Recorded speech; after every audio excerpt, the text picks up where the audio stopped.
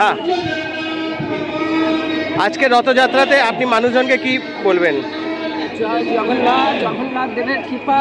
জগন্নাথ হচ্ছে জগতের নাথ, দেবতা সকলের মঙ্গলের জন্য একমাত্র দেবতার রাস্তায় বেরিয়ে দর্শনকে তার দর্শন।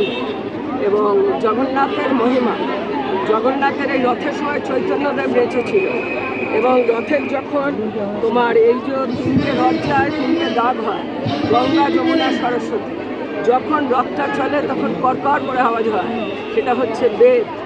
আর তোমার যে জগন্নাথের রথ, তার নাম হচ্ছে তোমার নন্দঘোষ। আর তোমার বলরামের যে রথ আছে তার নাম হচ্ছে তালধ্বজা। এবং আমাদের সুভদ্রার যে রথ আছে তার নাম পদ্মধ্বজা। যে দড়ি ধরে টানে, জগন্নাথের দড়ির নাম হচ্ছে তোমার শঙ্খচূড় নদ।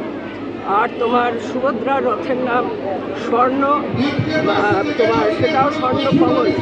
আর হচ্ছে তোমার একটা তোমার সুভদ্রা বলরামের রথের নাম হচ্ছে তোমার বাসুকী নাগ রথ। আর দীঘাতে এত বড় যে অনুষ্ঠান হচ্ছে তা নিয়ে কি বলবেন? বড় একটা মানে জগন্নাথের মন্দির, পুরী তো ধাম আছে, মন্দির আছে, সব আছে, দীর্ঘদিনের আমাদের হৃদয়।